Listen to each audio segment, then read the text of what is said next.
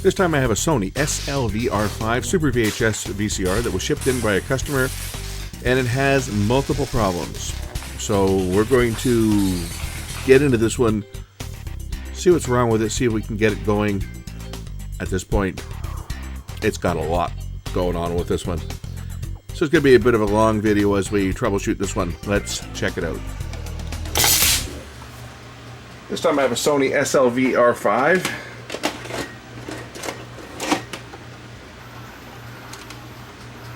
Let's see if this one works. Oh, it works. It doesn't look very good. Picture looks like crap. At least it's playing something. Well, I guess that doesn't look too bad.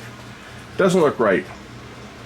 I see a lot of instability here in the if you look at the on-screen display, it just doesn't look good. It looks like there's a lot of timing issues on here on playback, and it's just not very stable, the picture. How's our sound? Do we have sound?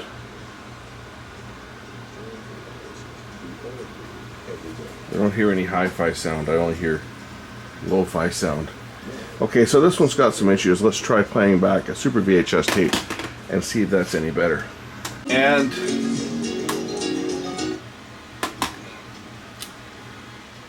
Super VHS playback looks every bit as bad, if not worse. That's about as bad as I've ever seen. This could be an interesting one. I'm going to think right off. I'm going to go out on a limb. Capacitors. Alright, I'm going to go out on a limb. This has got bad caps in it for sure.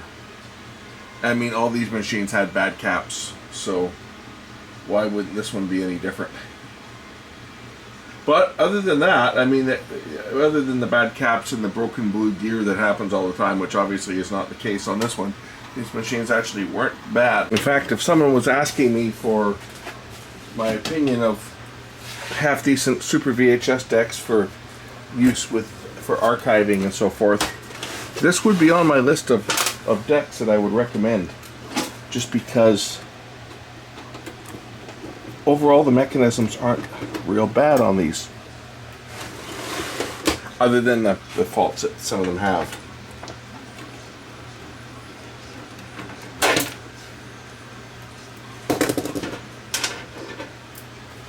These and the SLVR 1000s and the SVO 2000 are actually not bad machines when they work. That's the key, when they work, because there are some issues. First things first, I'm going to pull the power supply and we'll look at the caps in the power supply, because these ones have known capacitor problems. I have one of these machines and I did the power supply out. I could probably swap power supplies just to confirm, but let's just pop this one out. Swapping power supplies just to confirm is too much work. We know that this is going to have bad caps in it for sure. So let's just pop it out of here and get a look at it. Screws are missing. Okay. I think someone's been in this one. Well, I think this one's been recapped at some point. These are not the original caps that are in here. At least these ones don't look to be original. These all look like they've been changed out. Okay, so maybe the power supply is okay on this one. Seeing that the caps have been changed in this power supply and not wanting to spend any extra time on it in case there's not a problem with this, I think what I'll do is I will go get the power supply from my SLVR5 that's in storage, and we'll plug that power supply in and see whether the video problem is corrected. And that will tell me for sure whether the fault is caused by a failure in the power supply that somebody at some point has repaired, and they've put new caps in, because these are all replaced. These caps have all been replaced. Looks like every one of these has been replaced in here at some point. So don't know whether there's still a fault in here or whether there's a fault somewhere else in the unit. So the first thing to do to verify that is just to swap it out for a power supply that I hope is working. I haven't used my SLVR5 in a while, but I can go and it's in my storage unit. I can go pop that power supply out in a couple minutes. We can put it in here and see whether the problem is resolved, and if it isn't, then we know that there's a failure somewhere in the video circuitry, and I gotta troubleshoot that. But let's just try that first of all, just to know where we start. whether the problem is in the power supply here or somewhere else. I'm going to go get the other machine, bring it here so I can pull the power supply out and swap it.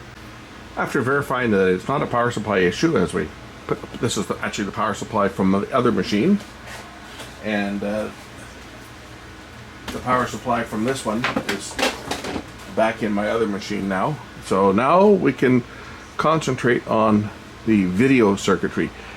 For sure it's going to be capacitors that are going bad. And first place we'll look is in the luminance circuit. Need to pull the front face off of this one so that I can swing the boards up. Because a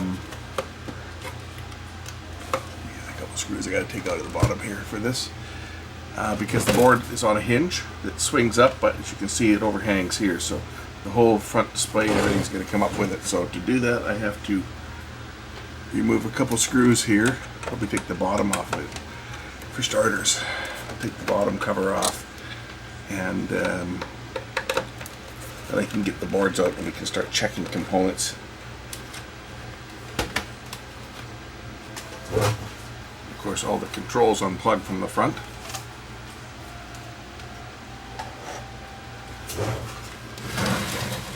Which means the only way to control it with the top off it is with a remote control. Fortunately, any Sony remote will work these, any Sony VHS remote. Actually, I think any of them will work because I can select VTR 1, 2, or 3 on this machine. VTR 1 was the code used for beta, VTR 2 was used for the 8mm format, and VTR 3 for VHS decks. Swing out the boards. I should lift out here if I remember how to do this. I think I've got all the screws there. Just gonna flip the board out. Probably gotta take off the lift this one out. Lift the tuner or lift the timer board out of the way. And then this whole board should just swing up. If I've got all the screws. There we go. And here's all the electronics on this one. We've got, I forget where all the boards are. This is the digital board here for the editing and so forth. We have an I/O board here. Audio, one of these is an audio board. Tuner board is over here.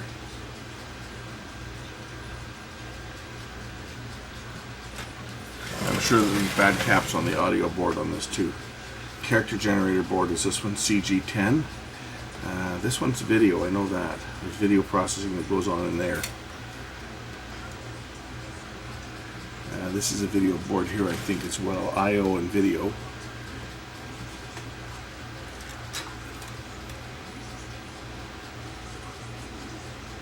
We'll pull this board out here in the middle and take a look at that one to start with. Pop off this clip on the top.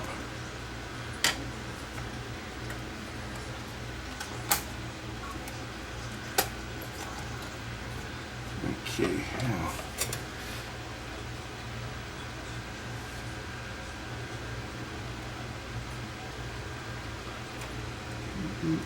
Playback level that's got a whole bunch of crappy Elna caps on it. These are all Elnas, these purple ones. They're probably all shot. This other board here is PI20. I'm trying to remember which one that one is. But this is CG10, so this is a character generator, this one over here. This is the tuner, this one. That's the IF board. That's the MTS board, I believe that's that. This is full of crappy caps because they're leaking. This is the hi-fi board. Video's over in here. You can see how bad this is. Look at the board. Look at the shit that's been leaking out of these caps. Holy crap. You can see it. It's all pitted. This is the hi-fi board, this one.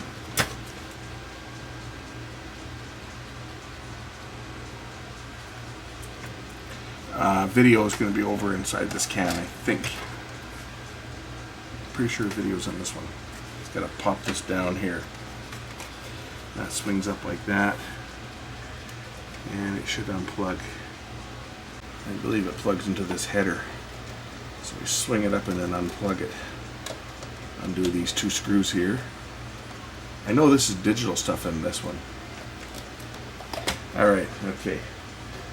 Now, let's shove that out of the way for now.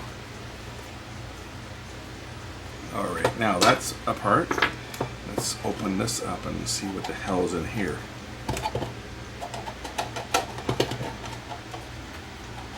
It's another can that slides out. Interesting.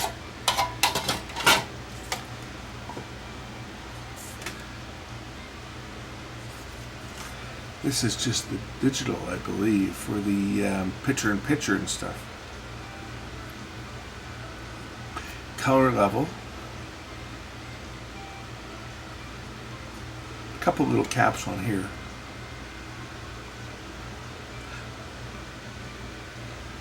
Read clock, color level, write clock.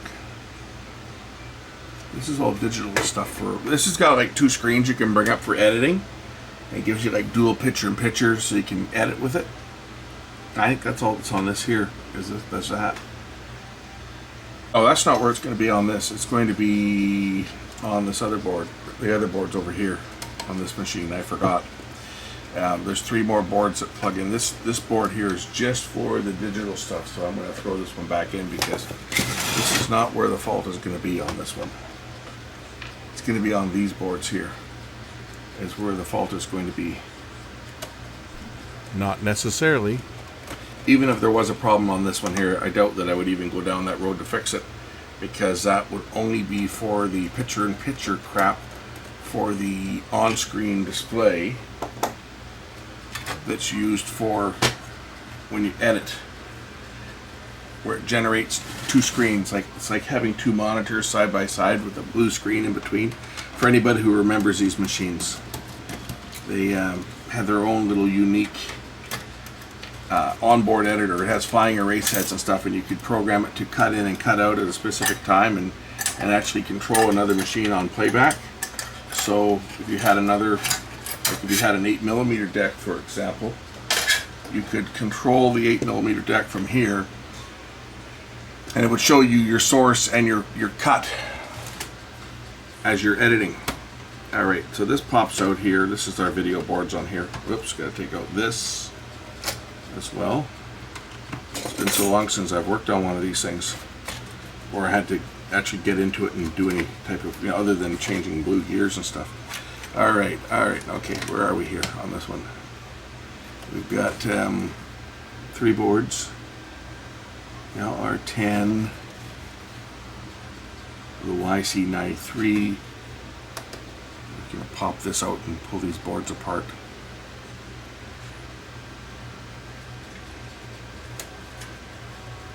This off.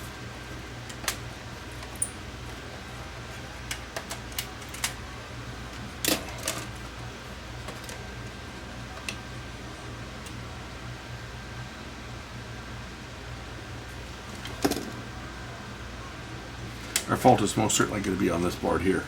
It even could be in the preamp for that matter. But I think it's going to be on this board. Oops. Because this is the one that does all the processing, right?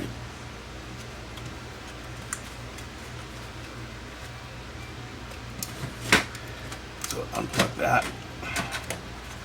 And this one. Don't want to tear those connectors, that's for sure. And unplug this one. And we'll just get a look at this board here.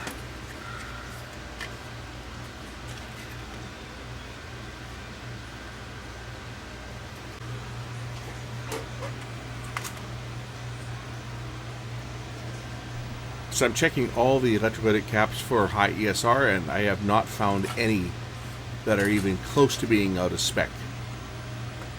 So this board's looking okay.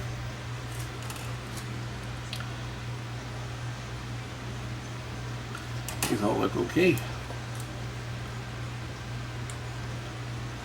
I wonder if it is back on the head preamp. I guess it could be on the preamp board.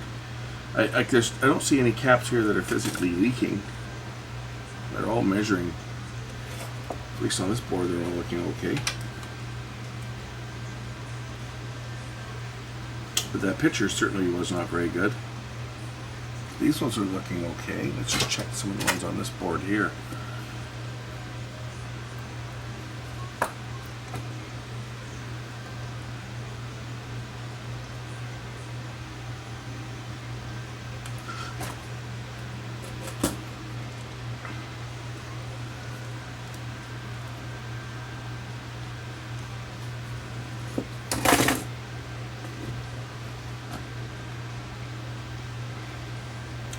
I know someone's going to say recap it all, but unfortunately that's running into hundreds of dollars to recap the whole thing, and the VCR is just not worth replacing them all. As good as these machines are on the used market, they don't go for that much, so no one's going to spend $300 or $400 or $500 recapping it. At least nobody who's sane.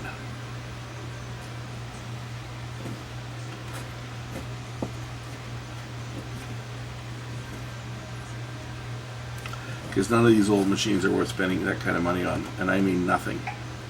I don't care what it is you've got, nothing is worth spending that kind of money on. Someone will argue that their old amplifier is worth spending hundreds of dollars on it, and you'll get maybe 1 out of 1,000 people that will say that, and the other 999 will just laugh when you tell them, oh, this guy spent how much? How much recapping your amplifier? And then they laugh behind your back. Okay?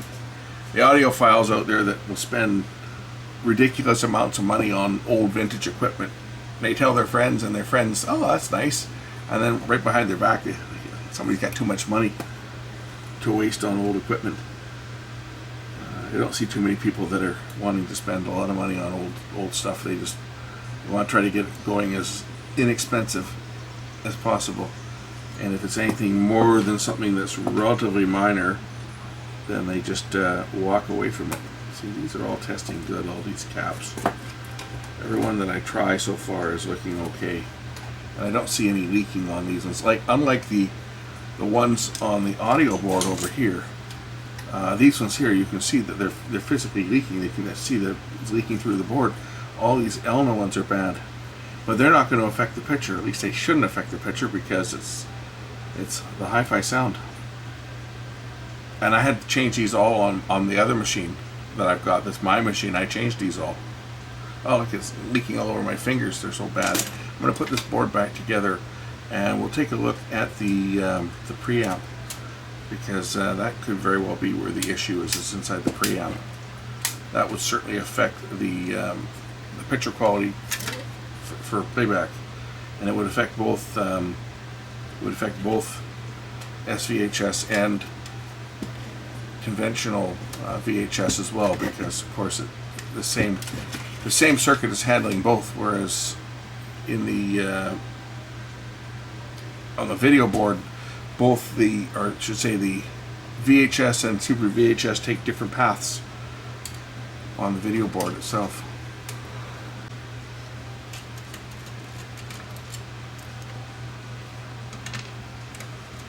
We'll unplug the preamp.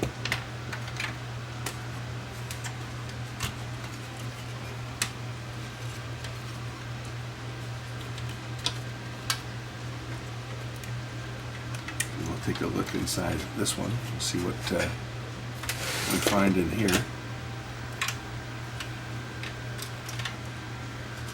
Now, how the preamp can affect this is because when the capacitors couple the stages, the video head into the preamp and so forth, and the preamp into the main board, if they go bad, it'll affect the frequency response. And of course, this is FM video, right?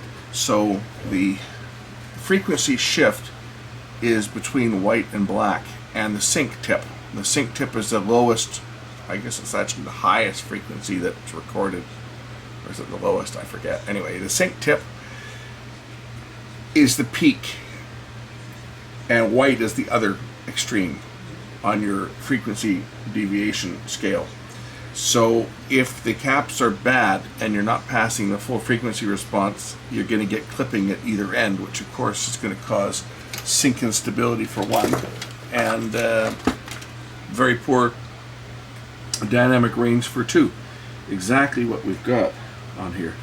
So I got to undo the solder on here to remove the board from the shielding, and then we can check and see whether there's a problem in here.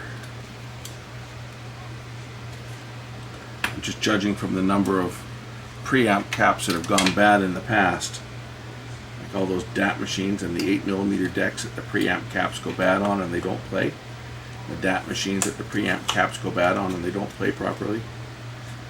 Good chance it's in here. Let's just take a look. We've got this open, and there's been some that have been changed in here before.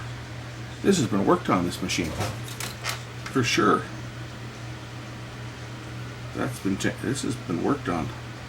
Looks like that's been changed.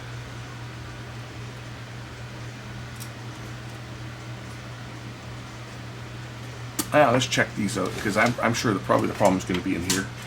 So once you get the video problem solved, we still got to solve the hi-fi problem, because it's got no hi-fi sound either. And that's that other board.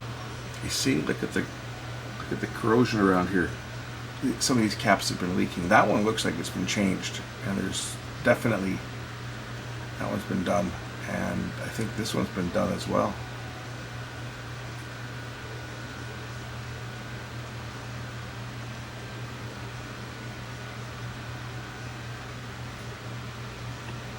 Yeah, for sure, this has been worked on.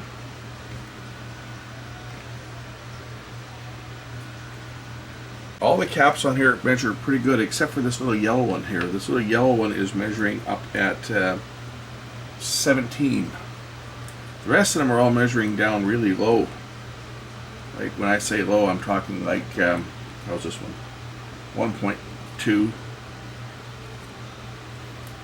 What size is that one? That's a 47 at 16, and you know, a good one would be 1.6, and it's measuring 1.2. This little yellow one here though is really high. We'll try changing that one out, and we'll try that, because I say all the rest of them, I'm checking them all, and they all look to be okay except for that one. That one is really high.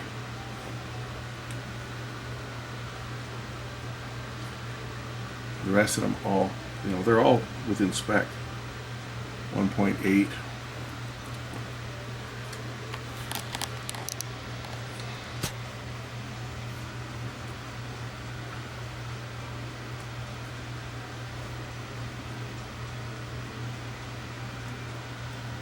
It's a 0.1, so maybe it's not high.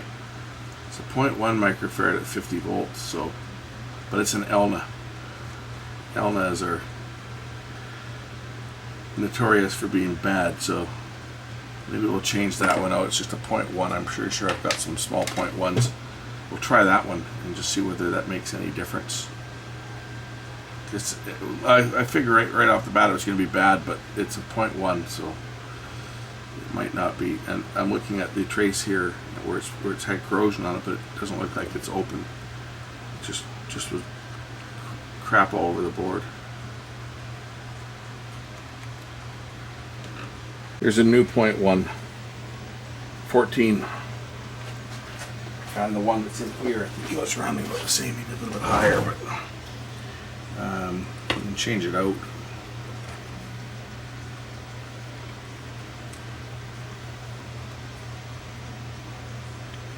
$17, so we're not talking a huge difference, but I've got one. Might as well just change it out, just because the ELNA caps were just such a piece of crap to begin with.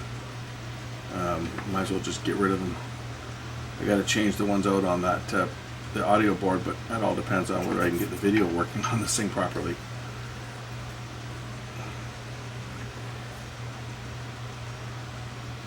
Hopefully the guy that owns it will go for it, because like so many, they just don't want to spend a lot of money fixing this old junk, as they call it.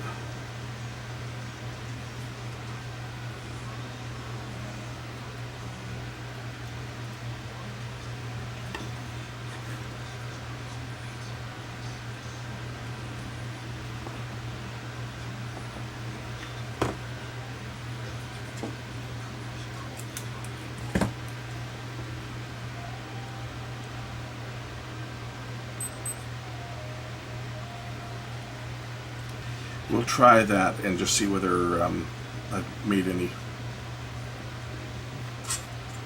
difference on it, whether it's going to do anything or not. I've put the machine back together enough just for a quick testing. I put the original audio board back in, of course, because I need to be able to plug this thing in and just try it out and see whether I've made any difference to the picture on playback. And if I've made a difference on the picture by changing that capacitor, then great. Otherwise, we have to go back to the drawing board. And for that matter, oh, well, what do you know? I think I fixed it.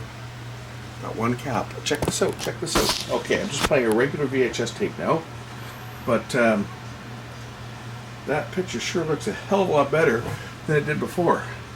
Interesting. Well, let's try a Super VHS tape. I may have fixed the video circuit without even trying. I cleaned up the mess around that IC as well, you know, the corrosion crap that was on there. I scraped that away, so that might have been part of the problem. Let's see how the Super VHS tape looks. And the Super VHS tape looks like crap still. But the regular VHS tape looked okay. This one looks terrible. Hold on, hold on. What's going on here?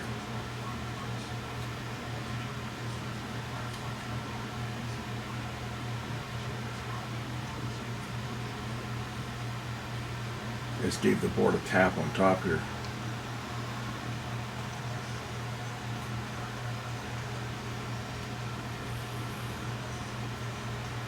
Actually, you know what? I just tapped the board on top. It might not have been seated properly. That's actually looking pretty good. It doesn't have the stability problem. Yes, if I get my hand near the circuitry, the plasma is interfering with it. You can see it on the screen, but that is a hell of a lot better than it was. Like if you saw how it was before.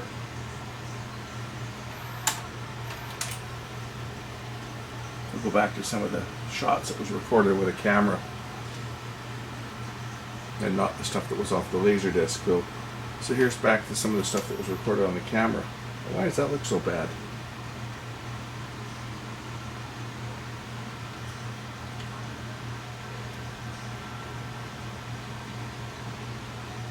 Like that looks horrible, but the stuff that was recorded off of the laser disc looks a lot better. My head's clogged.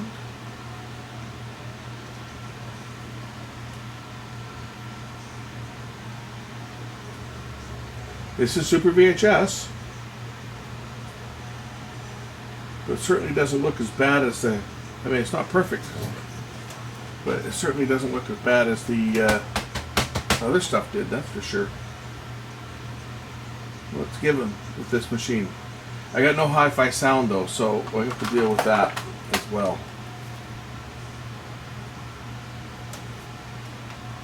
This is the edit monitor I was telling you about.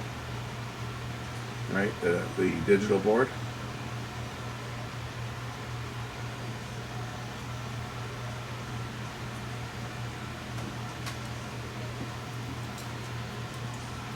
But that's a whole heck of a lot better than it was before. I don't know why the recordings from the camera look so bad. I mean, that picture, other than all the dropouts on the tape, that picture looks fine. Well, it certainly looks much better on the CRT than the plasma. The plasma throws off so much interference.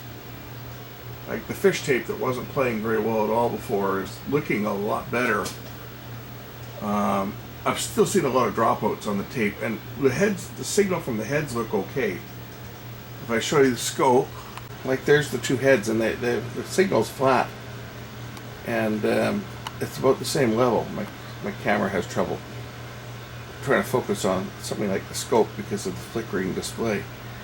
But as you can see, the waveform looks okay coming off the head, so I think the preamp is okay. And that picture's certainly a hell of a lot more stable than it was before I changed that one capacitor in the preamp. I guess I could swap the preamp with the other machine. That's my own machine. I could swap the preamp over. It's simple enough, just a couple plugs. So I think what we'll try is I'll try swapping the preamps and just see whether putting the other preamp on this one, even though I put the other machine all back together, doesn't take much to pop the top off. try swap the preamps around and see whether that makes any difference. Then I can isolate it to a bad preamp or something in the preamp that's bad and rule out the rest of the video circuitry. But that's certainly changing that one element cap, that 0.1 microfarad, has certainly made a huge difference. If I plug this into the other output on here, where am I here? There we go. That's the one without the on-screen graphics. See, I'm still seeing a fair number of dropouts on this tape. But it's a hell of a lot more stable than it was before, that's for sure. Since I changed out the cap, that one cap in the preamp, and it made quite an improvement on the SP speed, but the EP speed was still not good, I figured let's try the preamp that's from the working machine and see whether that fixes the problem. So let's take a look at this one.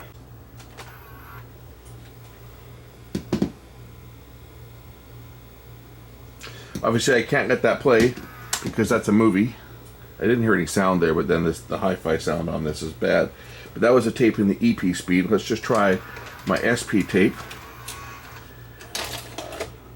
And then I'll go back to the other preamp again and show you the difference. But definitely this one has a bad preamp. That's where the problem is on this one. So here's the other tape. As you can see, it's playing perfect.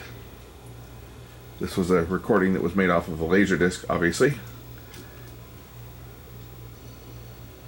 But as you can see, the picture here is perfect. I got no sound, but that's going to be the capacitors on the hi-fi board, which need to be dealt with. But at least now we've got a good picture. I'll go back to the other preamp to show you the difference. Interesting that this preamp is producing sound and the other one didn't. I wonder if something wasn't plugged in. But you see how bad the picture is? Let's go to the EP tape. Maybe the hi-fi heads weren't properly connecting. But here's the EP tape.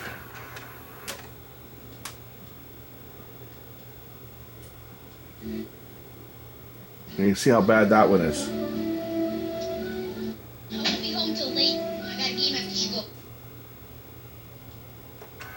So definitely this preamp has a problem. I'll go back to the other one just for one last time, just to show you the difference playing the same tape. And then we'll tackle this. But this preamp definitely has got a fault. As you can see, that EP tape is playing perfect now. I think the reason we're not getting sound on this tape, you can kind of hear it there, is the other preamp's not passing hi-fi and we're getting the linear audio. Here's the bad preamp again, and yeah, it's not showing stereo. So it's actually just playing the tape in mono. And that's why I'm getting sound on this one and not getting sound on the other one, because the hi-fi board also has a problem on it. And we'll go back to that other tape again. And as you can see, when it tries to track, that's just the mono sound.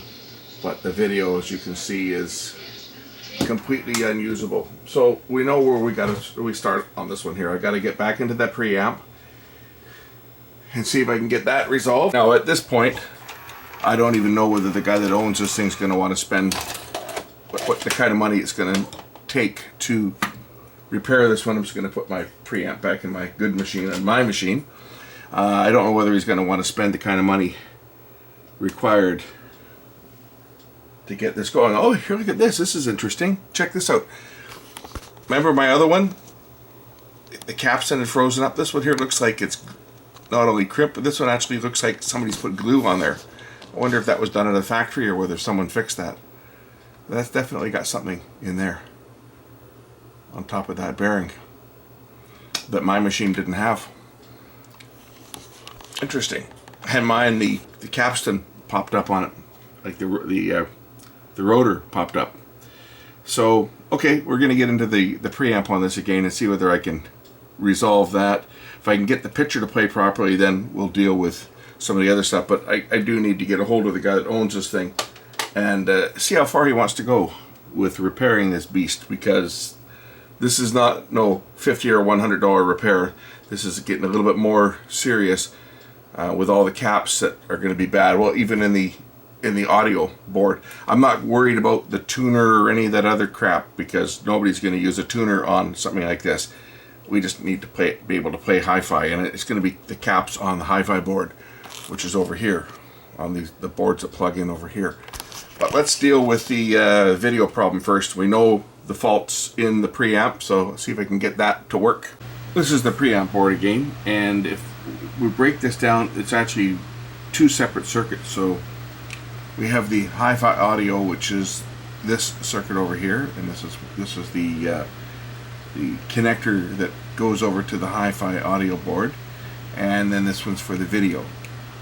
So the circuitry over here deals with video, and I believe this one over here is probably the record amplifier. I'd have to look it up, but anyway, we know that it's got problems on both sides because it's not passing a hi-fi signal, because it doesn't show a stereo when this preamp is in. But when I plug the other preamp in, it shows a stereo, and we get no sound because of the stereo circuitry's got a problem. So there's a problem on both sides, on both parts of this preamp, and we know the problem's isolated on the board, of course, because when I swap the board over, the picture clears up. So the problem is definitely on this board here. So I'm going to do a little bit more checking, maybe pull some of these caps out. I measured them in circuit, but I'll pull them and check them out of circuit, because there could be other components that are giving me low values and making the caps look good. So we'll start by pulling out some of these caps and just measuring them with the ESR meter of the circuit, and maybe just replace them for good measure. I removed C229, and it's measuring good, but look at some of the traces along here. Maybe this is where our fault is. Look at that trace, it's gone black, due to probably this one that was leaking that has been replaced in the past.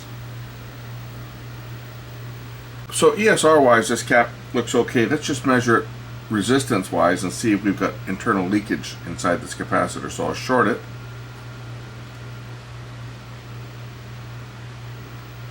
We'll watch it charge up and see if it will go. It should go to infinite. There's a 47 microfarad. That's probably the guy that owns this now sending me a message. I sent him a message letting him know that his VCR was not in really good condition, and that he could be looking at a lot of money to fix it. So I guess I'll find out pretty quick whether he's going to fix this one or whether he's just going to abandon it. So it's sitting at 2 mega ohms right now. It seems like it's charging awful slow, doesn't it? I'm going to change this cap anyway, and we'll see how far we get on this machine. I just got a message from the guy that owns it. I just spent the last half an hour or so on the phone talking to him about this unit, and at this point he doesn't want to spend a lot of money on it. So this machine is very likely going to be mine, because he's not authorized to spend a lot of money to fix it. He spent a lot of money to buy it off of eBay.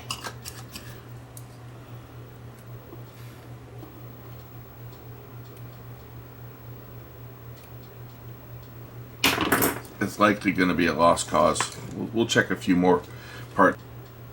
But it could even be, I mean, for that matter, it could be leakage from these other caps that had been changed before on it. It could be leakage into some of these ceramic caps that are on here that's changing them, because they'll of course absorb any liquid that gets on them, and it will change the value. So I mean, who knows how far it's gotten. I checked continuity on the traces here, and the traces are not open. So the owner of this one has decided not to proceed with the repair. So I want to make sure that it's working the way I left it. Or holy crap! Well, I fixed it. I fixed it. Well, maybe. That picture looks a heck of a lot better than it did before after changing that capacitor out and cleaning up the board. Well, let's just...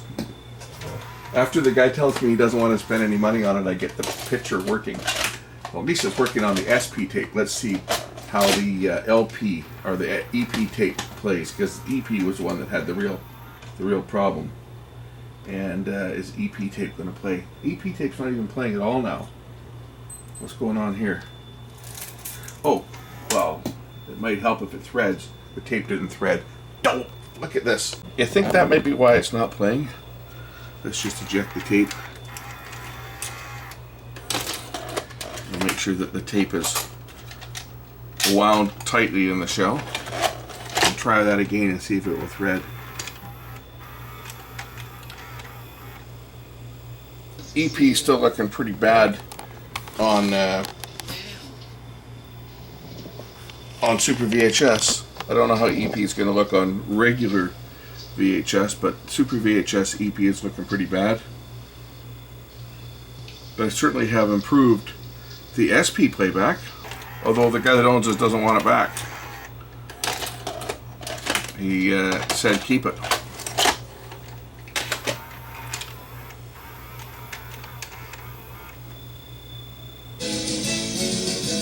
As it sits now, as you can see, it's playing good. I'm going to rewind this tape back and go back to some of the stuff that I shot. And I guess this side's still not looking very good. The guy that owns this one doesn't want it back. He just told me to keep it for parts. Doesn't want to pay to have it shipped back because it was shipped up from the States. Cost him $130 to ship it to me. He doesn't want to spend that kind of money to get it shipped back, and he doesn't want to spend money to fix it. I let him know that, you know, we've got multiple problems on here. The power supply, somebody had fixed that before, so this is actually my power supply from my machine that's in here, so I'll be swapping those back. But anyway, I guess I don't need to now because it's my machine. But I give him an idea, a rough idea. They'd probably be looking at, you know, $200 to $300 maybe to fix this thing, because, you know, we definitely got a problem in the preamp here, but we've also got the capacitors in here, so for the amount of time spending on this thing, he's looking at a couple $100 to fix it, and he didn't want to spend that. You know, he figured he could maybe get the thing fixed for $100, but now he doesn't want to spend the money, so he said, keep it, you can have it, it's a gift. That way he doesn't want to pay me even for the diagnosis, I guess. He just said keep it, and that's what I'm going to do. So maybe someday down the road I'll get back on this unit if I ever find a complete preamp. You can plug that in, or just keep this machine for parts for my own machine when it breaks, because I've got one.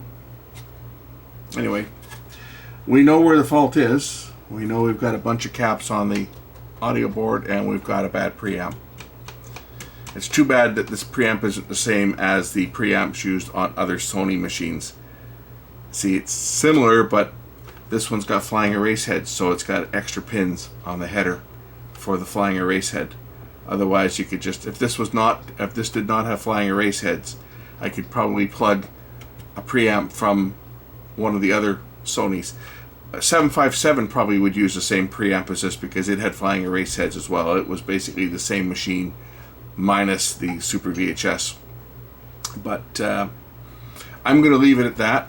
I got to make sure my other machine still works now that I've been swapping the preamp back and forth on, make sure I didn't damage anything on it.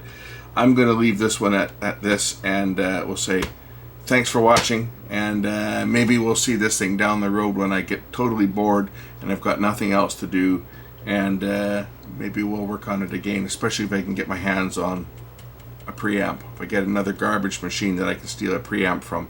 The audio board is a pretty simple fix, it's just the caps on there, but this one here, I think, you know, it's going to be other components on here that's gone bad. Maybe some of the chip caps are failing, or it's the board itself, just from the leakage of the liquid electrolytic from the caps that went bad in here before, has permeated the board and damaged it.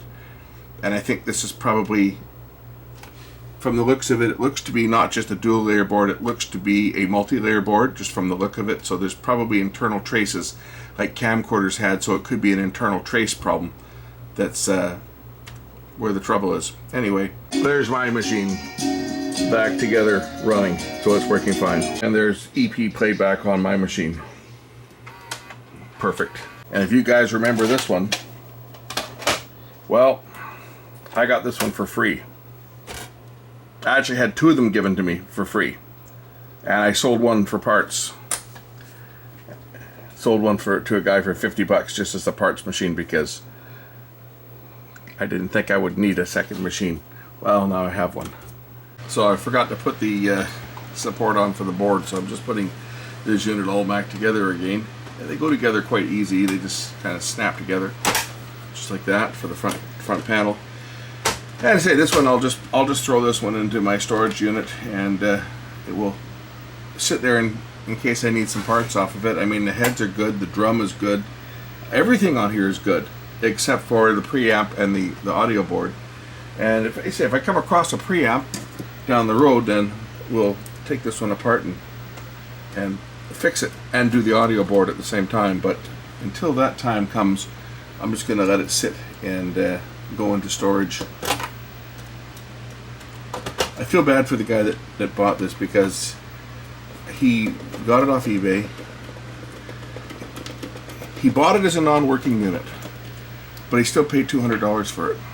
I figured he could get it going, but with all the trouble that this thing's got, I told him, you know, I could fix it for him, but it's going to be expensive, and what you have at the end of the day is you still have an old machine, because you can't change out every component that could conceivably go bad in it.